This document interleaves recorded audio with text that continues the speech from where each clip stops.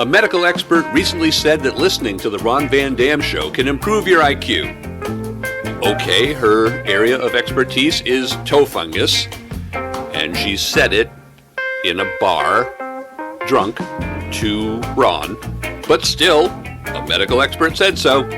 You and your toe fungus are listening to the Ron Van Dam Show on New England Broadcasting.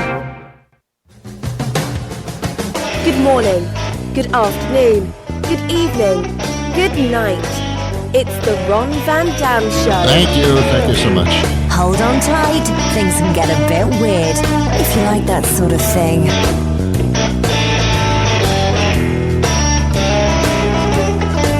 Hey, welcome to the program. Thanks for being here. Thanks for stopping by. Oh my God, you went out of your way. I appreciate it.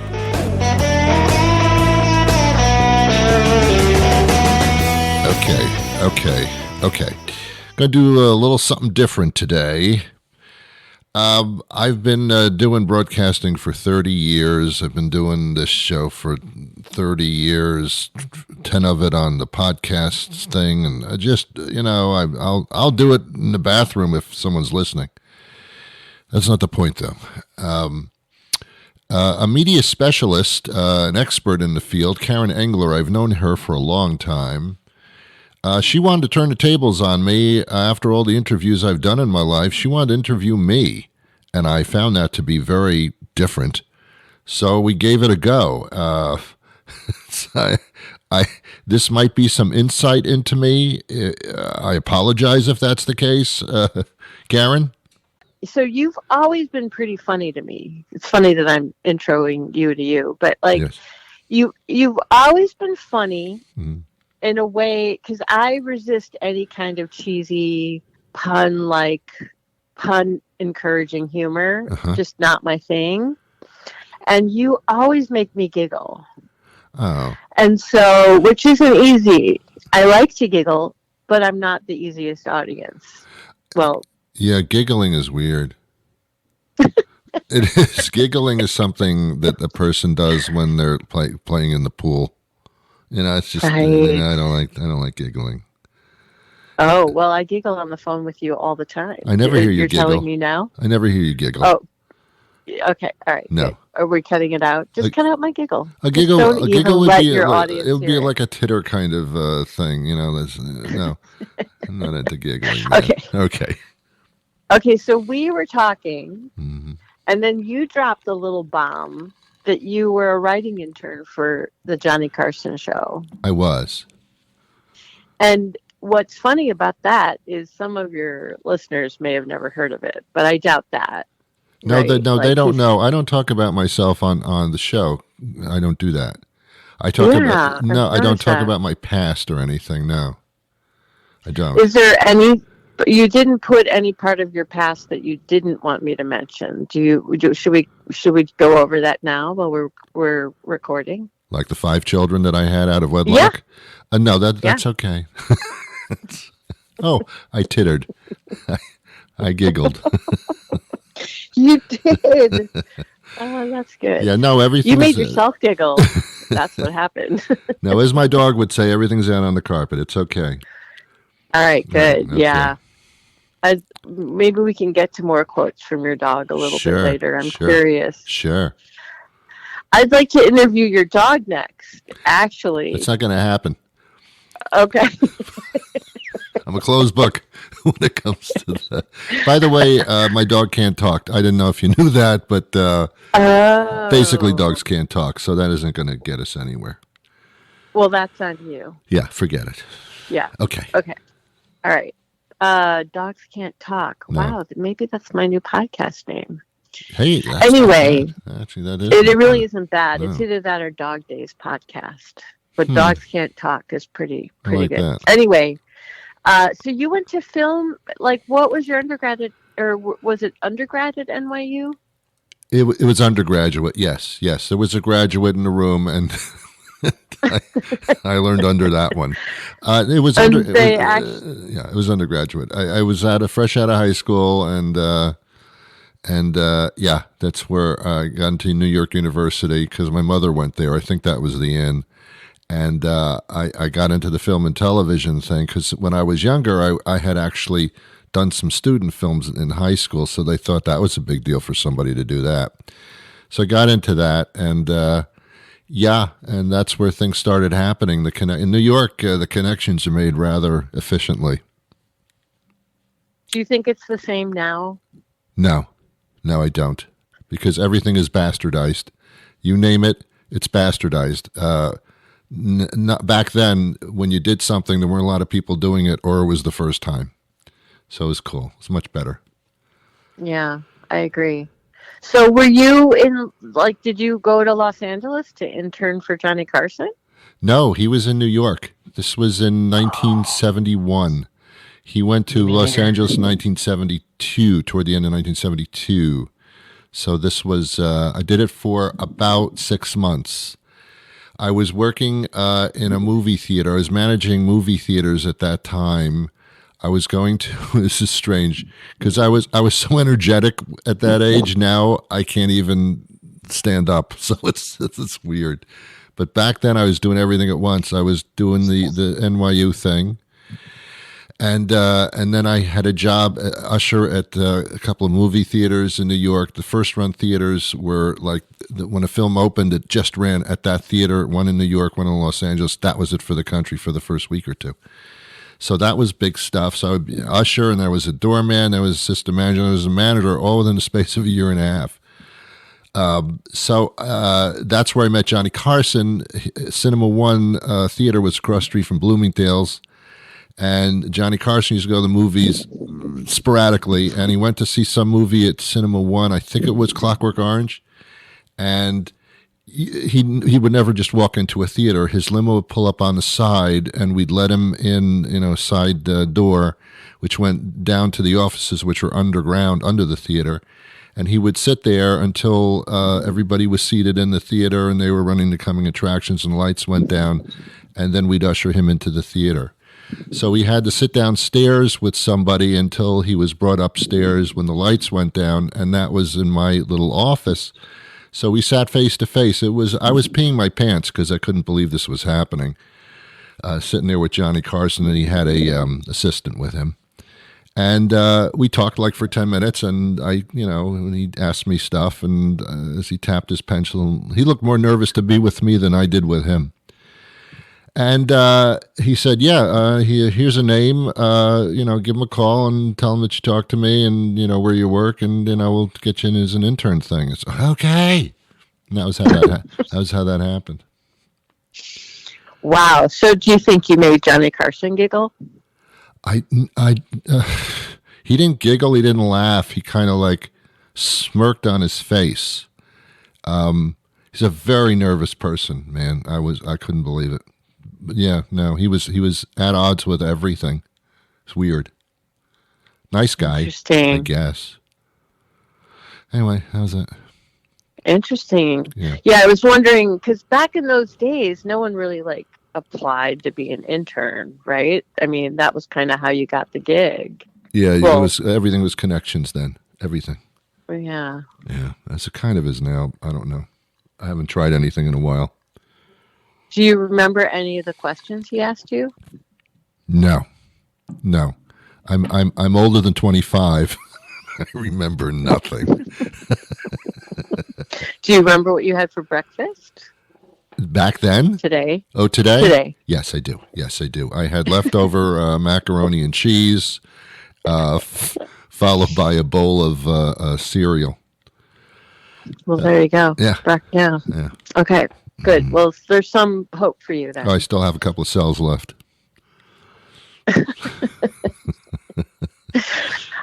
Okay, so then you have this note, and then anything any crazy. So while you were interning, what were you actually? Were you fetching coffee and sitting in the writer's room? No.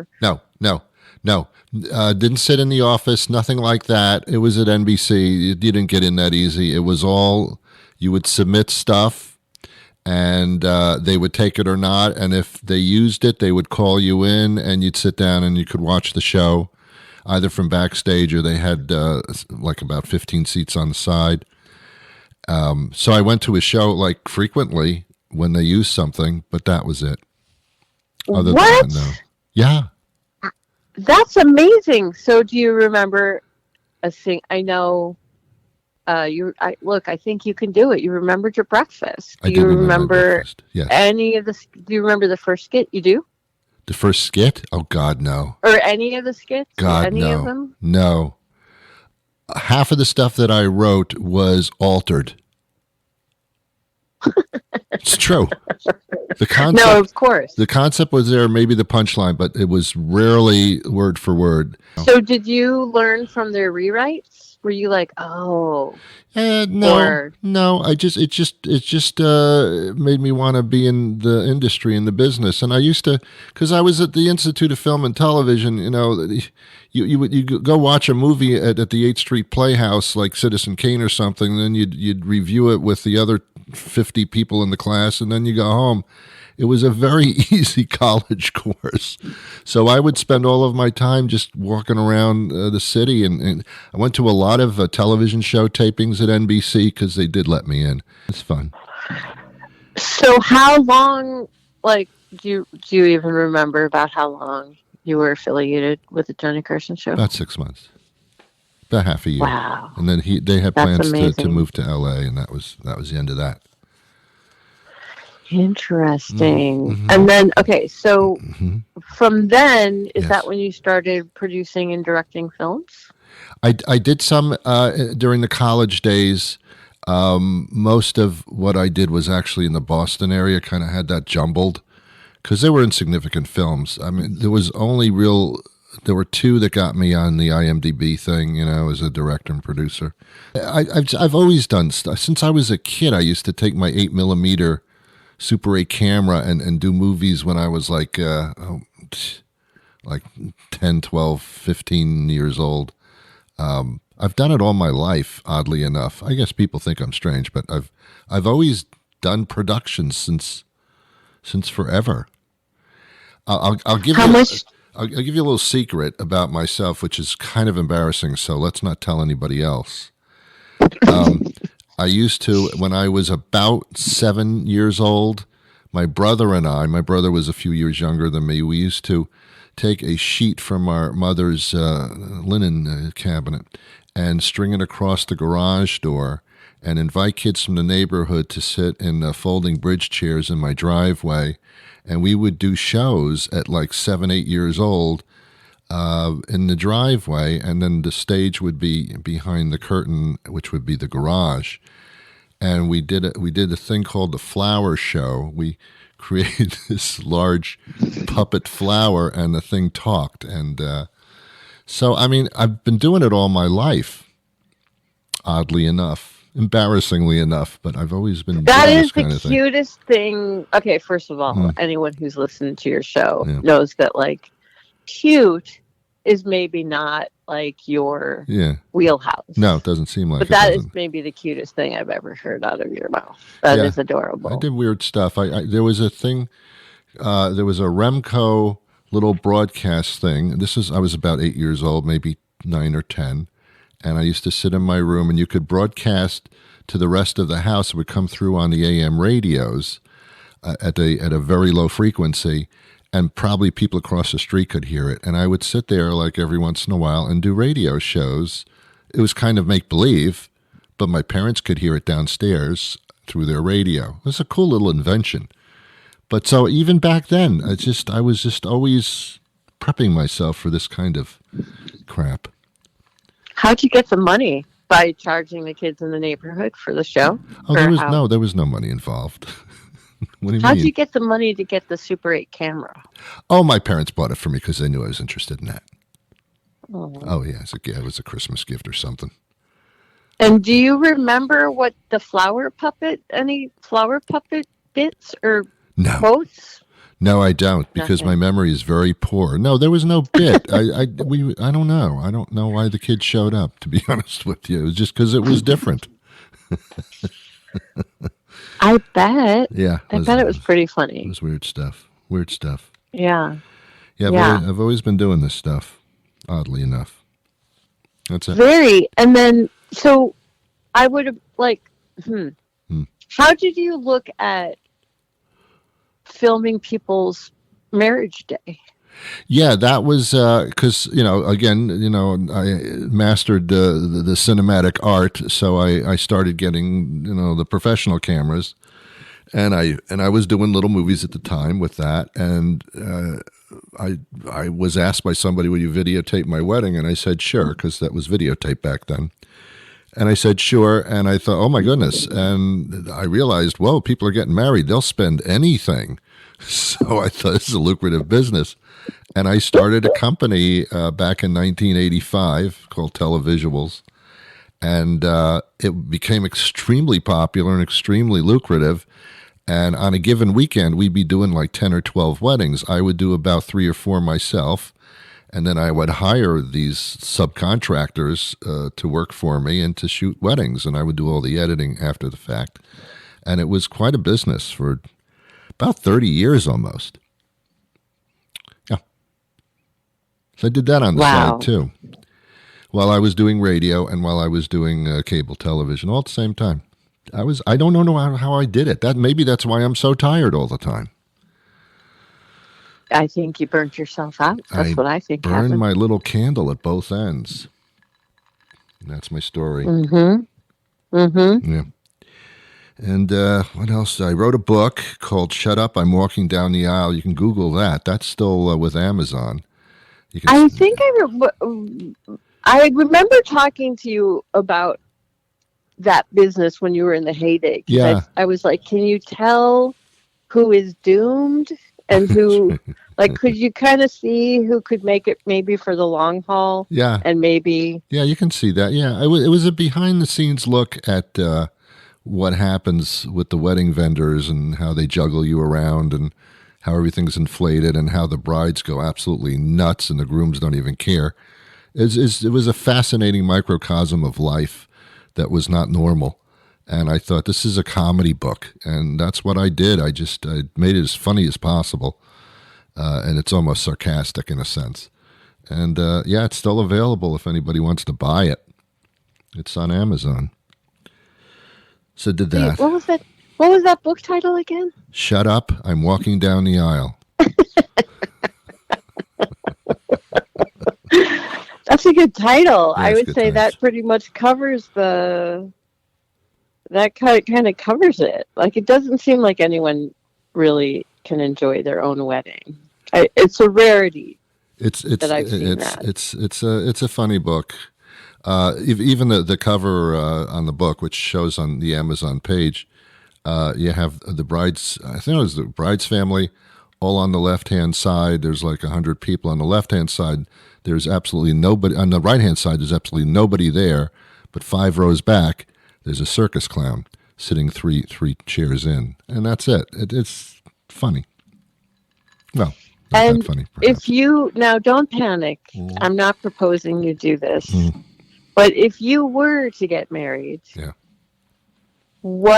how would you want that whole thing to look? Would it just be like a quick trip to your government office?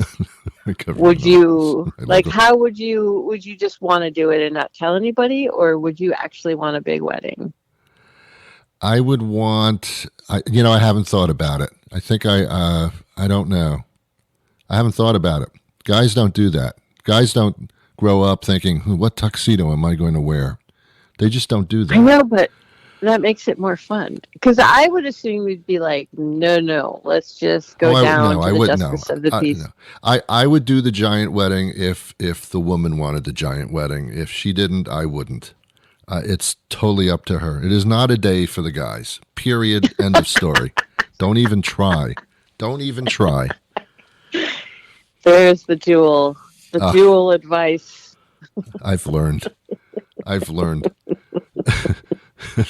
Yeah, it seems like even when the guys think they have a say, it never lands with where they would want it. Even if they get their own, like, hey, I want to be in charge of the food trucks or just something so specific. They just never have free domain. No way.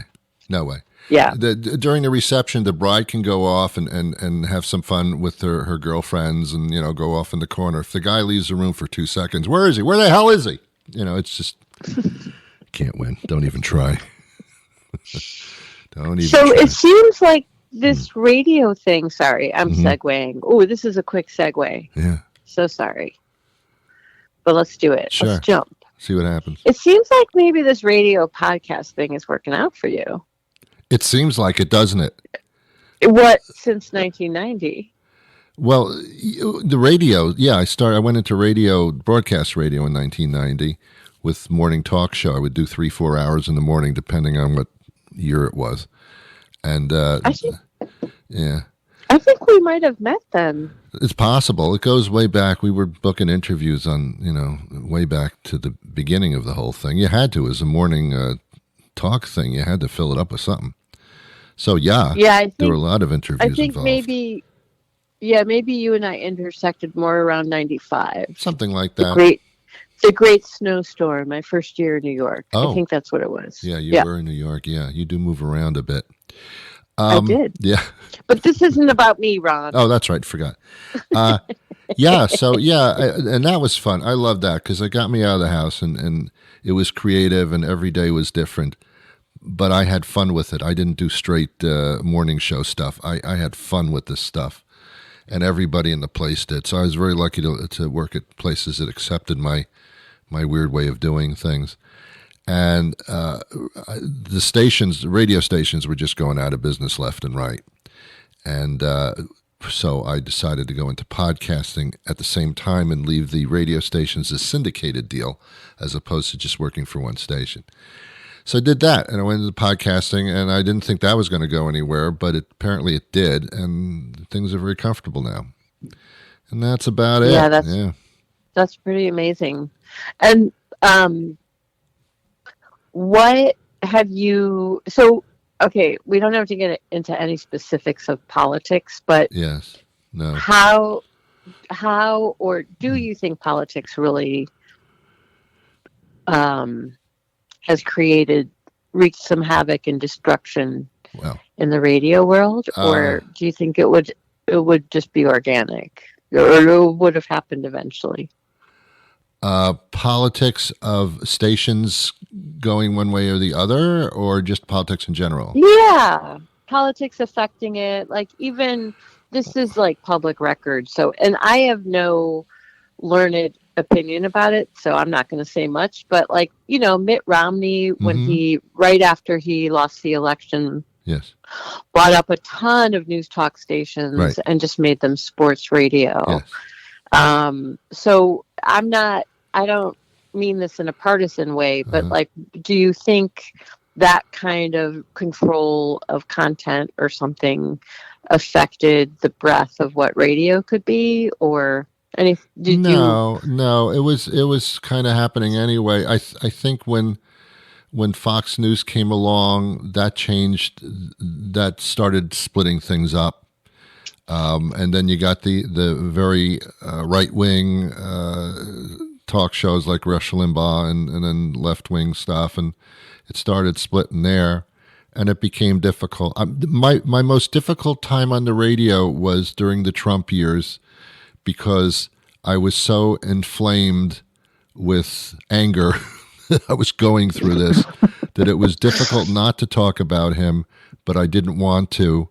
And it was very tough. There were some mornings where I found it very difficult to do the show because everything was somehow about him, which is how he made it. It was very difficult for me. So, whether you're left or right, I mean, you should have been pissed about it. Anyway. Yeah. That's all.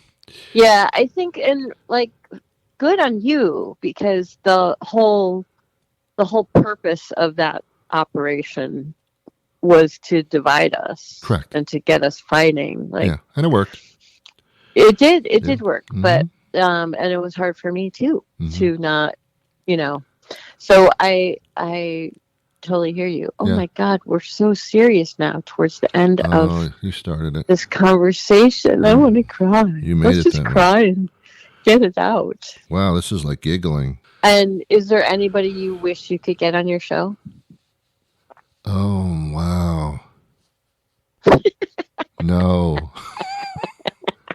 No. No.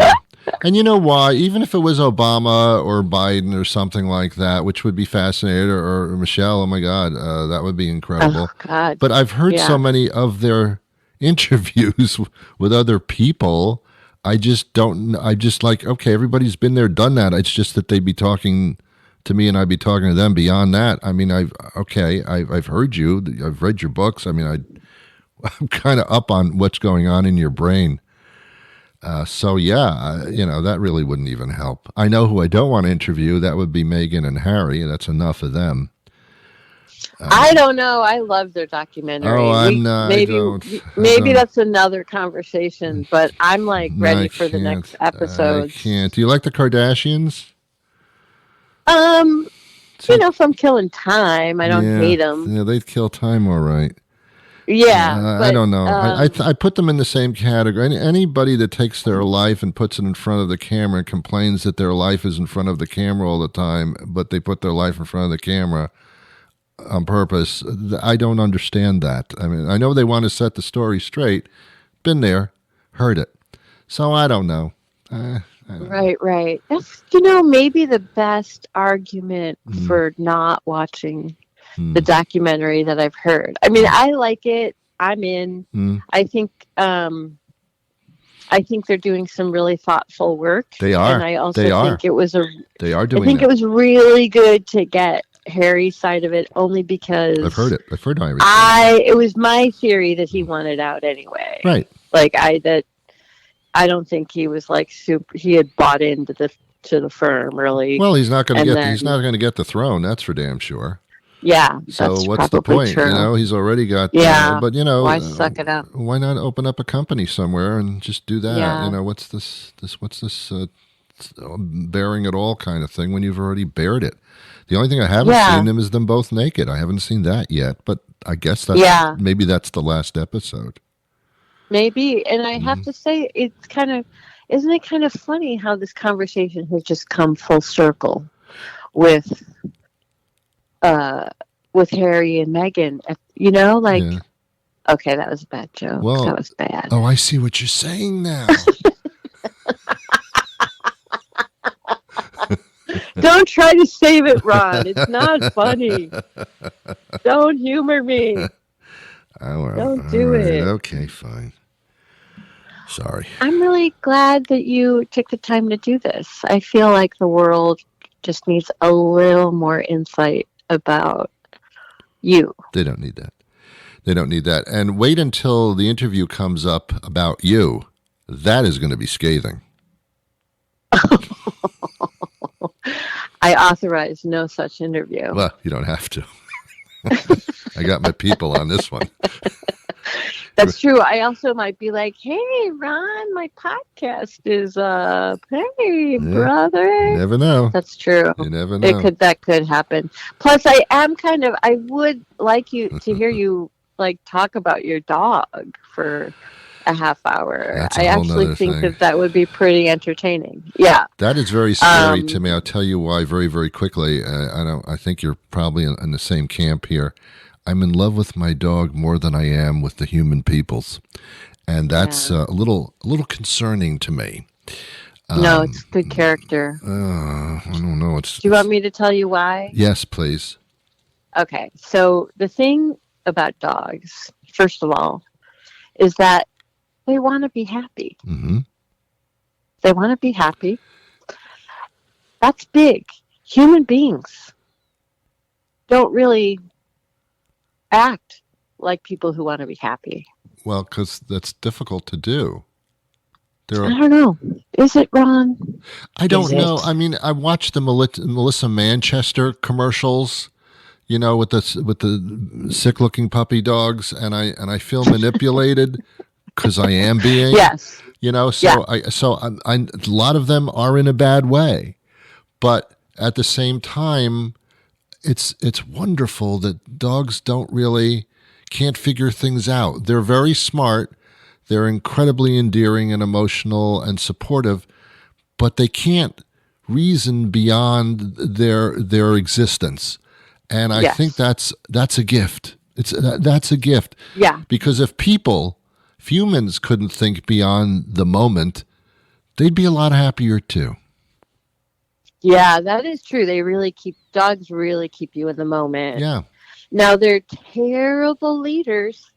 They make bad decisions, Yeah. but like super bad. I won't even list them. Yeah. But and that's where kind of I like looking at dog behavior, and they know a lot more than we give them credit for. Just because they don't speak English doesn't That's mean true too. they're not super intelligent, because they really are. But no, it makes sense, and they are smart. Your dog is smart. Yeah. Your dog, in ways that I yeah. probably can't even appreciate. Probably. Yeah, I get that. I feel like, yeah. I get that. Yeah. Yeah, definitely. And is this the only dog you've ever had? Oh God, no! I've had dogs all of my life since I was since I moved out of New York. Couldn't have it in New York because I couldn't. But as soon as I moved And out what's of your there, favorite part? What's your favorite part about having a dog?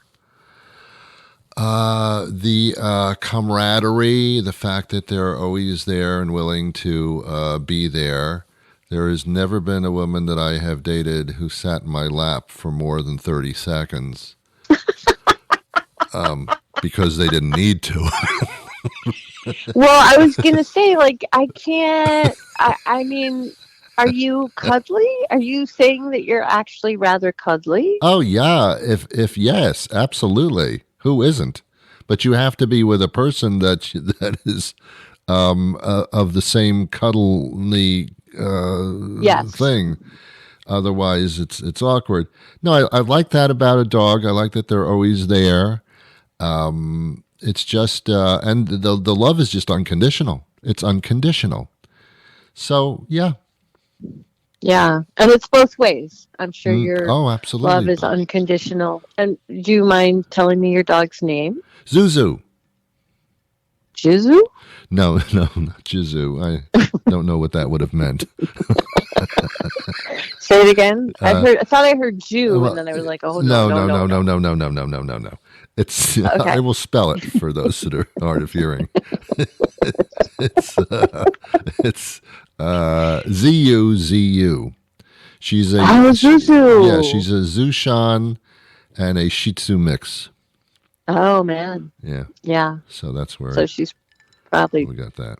pretty cute. Extremely cute. That's another one of Yeah, her beguiling ways. Yes. I would never. It's so funny, right? Like, I don't know. What dog would I have thought you, like a bulldog? I could see, like, if I had to predict, like, or like a Ridgeback, because they're very, like, Ridgeback. they're very introspective, kind of not people-y dogs or something. No, but no. I like dogs you went that cute. Oh, I went cute. I always go cute. I don't deserve cute, but I always go there. And I like small dogs because the big ones, it's a lot to pick up. And also, if they shed, wow, we're talking about problems. But little dogs, they're very manageable. And those, I don't want a big dog in my lap. That's a little wrong. Anyway.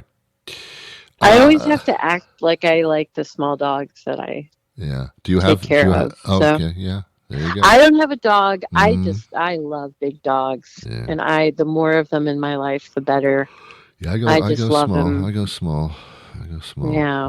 I don't know. I don't know either. But that is kind of a love. You're a dog person, Ron. Yeah, I am. Yeah. Yeah. That kind of thing. Well, you know what? We can do a much deeper dive and talk about all your ex-girlfriends. No. And all the super comfy stuff if you want. No. Nope. I'm totally game. Yeah. Well. Not. Yeah. No. Not. Call Esther Perel if you want a therapy on the air session. She's awesome. I'll say one quick thing about that because you brought it up, and you shouldn't do things like that. When I was managing the movie theaters, I used to wear a tuxedo. I have long hair. I had long hair back then. Tuxedo, long hair, beard. I didn't look normal. I managed these places. When an attractive girl around my age would come up, she would ask me about the movie, and I'd say, well, would you like to come in as my guest? And eventually we would date. It was a cool little gimmick. Nice. Yeah, but that was a long time ago. But Is that your dating advice for your audience? Like, get a job where you wear a tuxedo? and get sneak people in. Sneak people in, yeah. I mean, I guess. Yeah, I guess that's what I'm saying, yeah. Yeah. Anyway, anyway. It's a good place to start. I like it. It could be a good place to end, too. I'm thinking. Yeah. Yeah, maybe. Well, thanks for asking. Yeah, I thank you for being willing to. Mm-hmm. It's always, I mean, yeah, I've known you for 27 years, wow. Ron. Wow. Oh my God. Yeah, Get going, I guess. pal. All right. How fun. Work on it. All right. Thank you so much. Yeah. Yes, sir. Thank you for nothing, really. Really? Thank no you. kidding. Okay.